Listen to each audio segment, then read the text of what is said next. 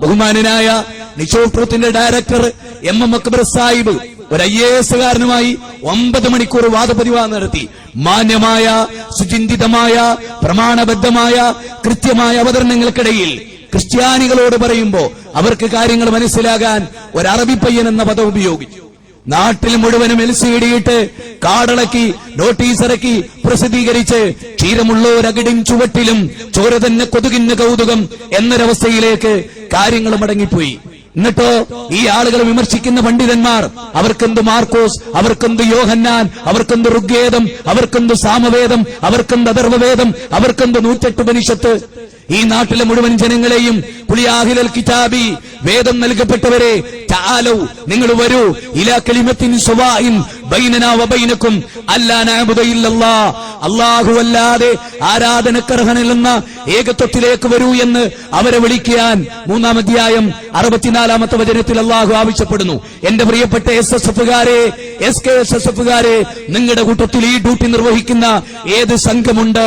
അതിന്റെ ഡയറക്ടർ ആര്? എന്താ നിങ്ങളുടെ പ്രവർത്തനം? ആരറിഞ്ഞു? ഈ സമുദായം സ്വർഗത്തിലേക്ക് മനുഷ്യരെ മുഴുവനും ശഹ്റു റമദാനല്ലദീ ഉൻസില ഫീഹിൽ ഖുർആൻ ഹുദൽ ലിന്നാസ് വബയ്യിനാതിൻ മിനൽ ഹുദാ വൽ ഫുർഖാൻ, മാനവരാശിക്കാകമാനം അല്ലാഹു അവതരിപ്പിച്ച ഗ്രന്ഥം, ഹുദൽ ലിന്നാസ് ജനങ്ങൾക്കാകമാനമുള്ള മാർഗദർശനം. സൂറത്ത് ബഖറ 2-ാം അധ്യായം 185-ാമത്തെ വചനം അല്ലേ?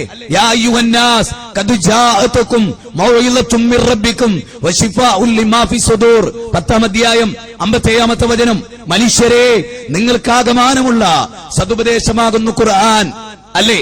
അങ്ങനെയാണ് അല്ലാഹു അലിഫ് ലാം റാ കിതാബുൻ അൻസൽനാഹു ഇലൈക ലിതുഖ്രിജൻ നാസ മിനൽ-ളുലുമാതി ഇലൻ-നൂർ, അന്ധകാരങ്ങളിൽ നിന്ന്, ഇരുട്ടിൽ നിന്ന്, എല്ലാവിധ ജീർണിച്ച വിശ്വാസങ്ങളിൽ നിന്ന് വെളിച്ചത്തിലേക്ക് മനുഷ്യരാശിയെ മുഴുവനും നയിക്കാൻ പ്രവാചകനിലൂടെ അവതരിപ്പിക്കപ്പെട്ട ദൈവീക ഗ്രന്ഥം.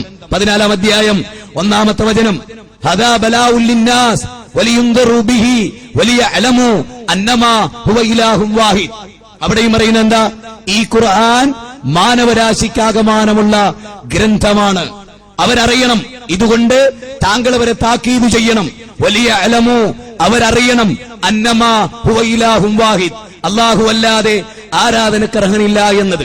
പ്രിയപ്പെട്ടവരെ, ഫഅലം അന്നഹു ലാ ഇലാഹ ഇല്ലല്ലാഹ്, അല്ലാഹു സുബ്ഹാനഹു വ തആല പറയാ, അറിയണം നിങ്ങൾ അല്ലാഹു അല്ലാതെ ആരാധനക്കർഹനില്ല എന്നത്.